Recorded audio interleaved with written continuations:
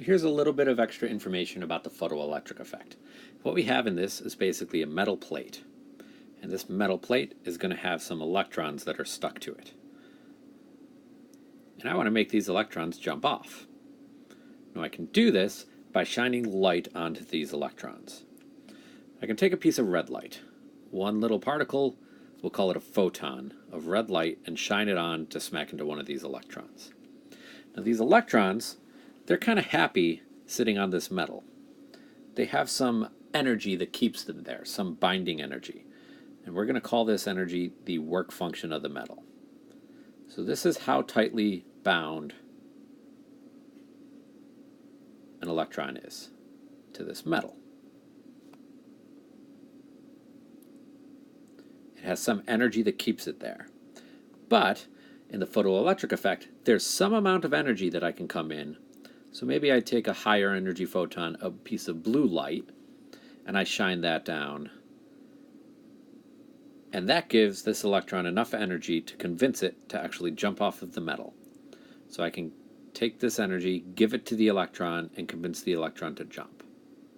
It's almost like I'm bribing this electron with energy to jump out of this metal.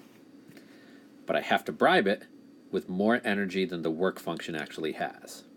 Okay. I know that red light has less energy than blue light. And I can quantify this energy using the equation for the energy of a photon. And the energy of a photon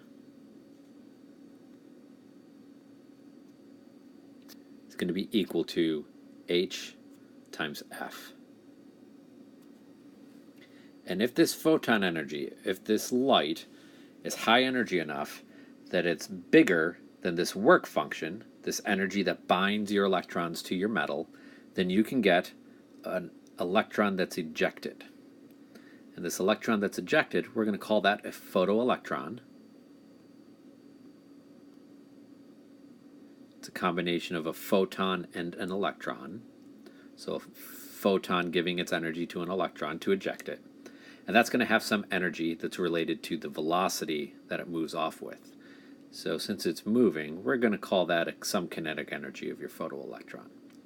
And that's going to be equal to 1/2 mass times velocity squared. And that's basically the photoelectric effect. If you shine photons that are low energy onto a metal, and the energy of those photons you shine is less than the energy that you're glued to your metal with, is less than your work function, nothing happens.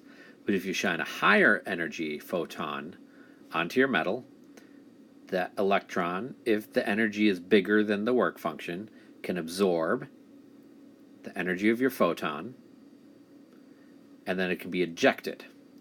We call this a photoelectron that has a kinetic energy equal to 1/2 mass times the velocity that it's ejected with squared.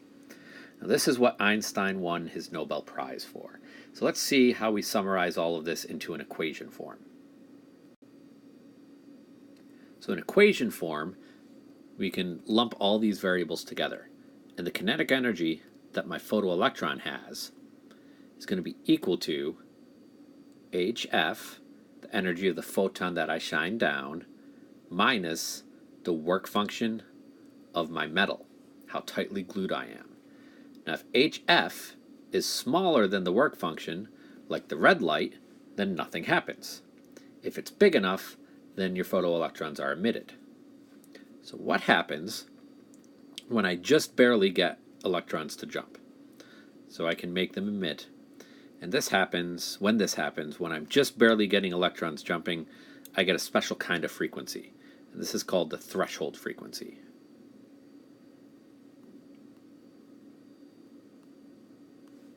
And that's, again, when photoelectrons just barely start to jump.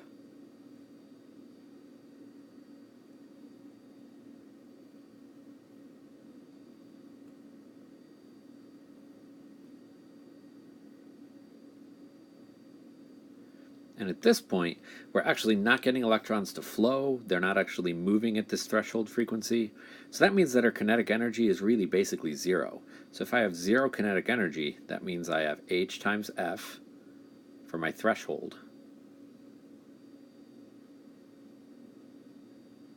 minus the work function.